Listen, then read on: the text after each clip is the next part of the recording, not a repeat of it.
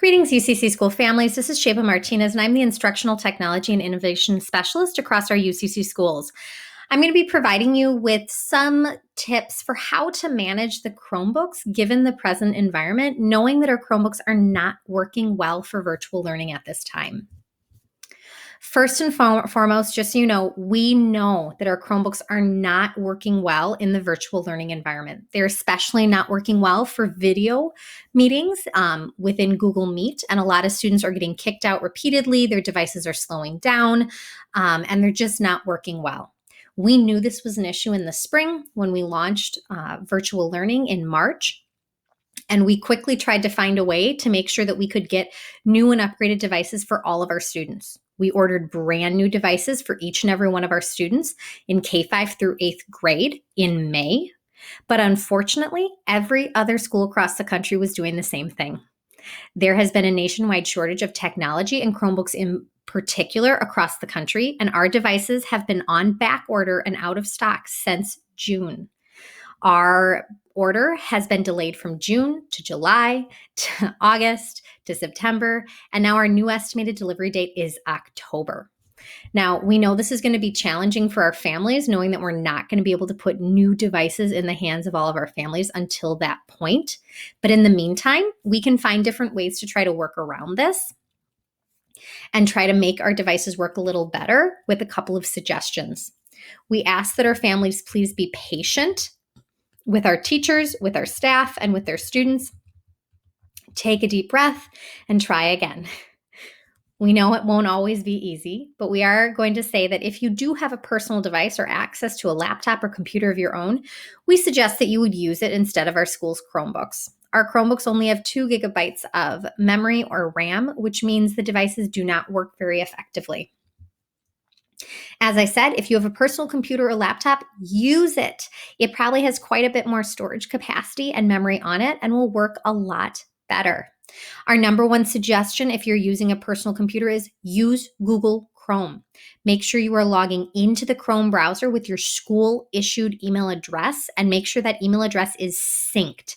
So if you look at the image on the right here, this is how you make sure you're logged into Google Chrome. You click on this circle on the upper right-hand corner of your Chrome browser screen, and you're going to click on this and then make sure you are signed in. You should see your school-issued email account, which either ends in @bgcsedu.org or at uccaugustams.org. And make sure that sync is turned on. Once your Google account syncs to your browser, you'll see that you'll be able to log into all of our school digital learning platforms much more easily. You're going to be able to get into Zearn and Google Classroom and every single one of your platforms without an issue. This also allows your teachers to communicate with you more easily and support you virtually from afar. Also, if you log into Chrome with your school-issued account fully, this means you're going to be able to bookmark sites. All of our settings will carry over. You'll have access to all of our school-issued extensions and programs and platforms. So make sure you're using Chrome and you are fully logged into the browser. I will show you how to do this in another tutorial. Also, parents, we ask that if you are able to, try to support your child at home. We know that it might be frustrating from day to day using Chromebooks if they're not working well and if they're kicking kids out of Meet. So here's a couple tips we have. Monitor your child when possible and provide them support when they need it. Ensure that they stay focused, but also remind them to take breaks. Not only do students need breaks away from their screens, our Chromebooks need breaks too. Make sure that students are turning off their device repeatedly throughout the day, especially before they have a video meet with Google Meet. Turning off your device resets the memory and allows it to work more effectively. We also suggest that all of our families download the Go Guardian Parent app and connect with their child.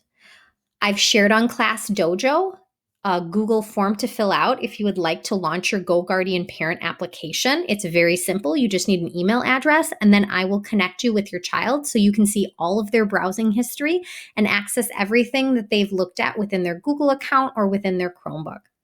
This is a helpful tool for our families to make sure their children are staying on task, and it's free to all of our families. If you need some help getting this set up, feel free to reach out to myself. Another important reminder is turn off your device throughout the day. Do not let your device run endlessly throughout the day and from day to day. Shut down and restart before every video meeting. This does not mean close your Chromebook screen. This means sign out completely and power off your device using the power button.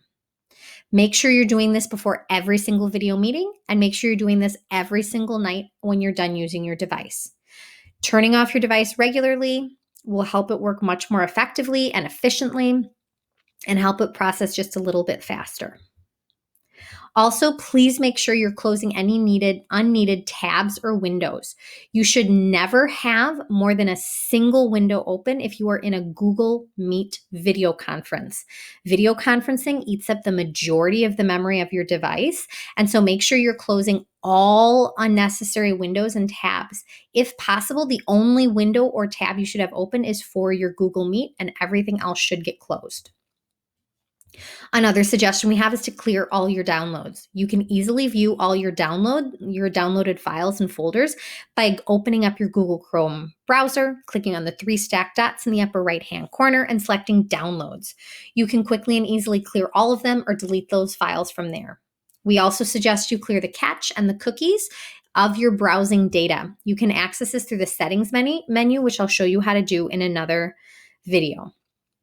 You can clear your download history, your cookies, and your cached images, and clearing all of this data will help your browser to run quite a bit more quickly.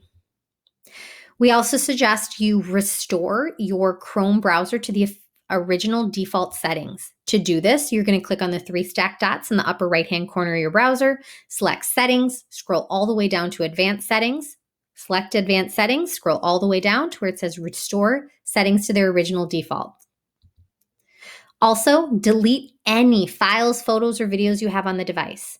To do this, you're going to open the launcher on the bottom left-hand corner of the screen, click the circle, launch this menu, and select Files. When you open the Files menu, you're going to get a menu that looks like this. Here, you're going to be able to see any photos or videos or downloads that have been saved locally on your device. We found that a lot of students will use that camera to take selfies or videos or other silly camera images, and these eat up their device and make it work quite a bit more slowly. So please take a look in this folder and delete any unneeded images, videos, or files so they're not eating up your device memory. If you are in a Google Meet with your teacher, do not use Grid View. Grid View allows you to see all the faces of the other students in your class all at once, but the problem with this view is you're streaming multiple videos at the same time, which is going to eat up all of your device memory and make it work much slower, and you are more likely to get kicked out of your meeting.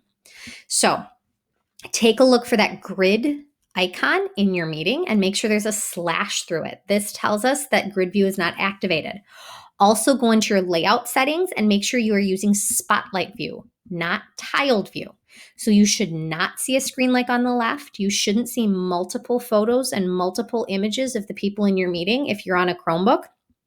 Select Spotlight View, and this will only show you who's speaking at any given time.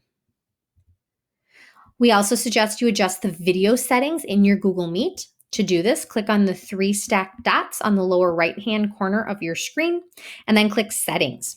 Within the video section of the settings menu, make sure you lower the resolution to 360p.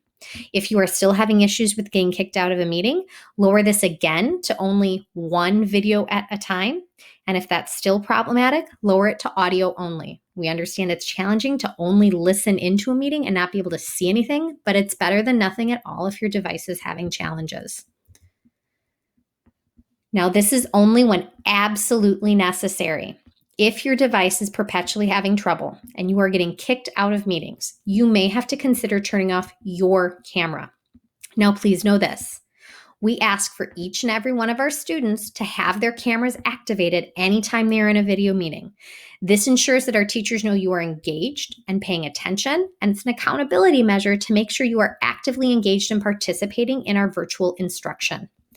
If you have to turn off your camera because you cannot stay in a video meeting and you're having trouble staying connected, tell your teacher about this, inform them in advance, and ask their permission.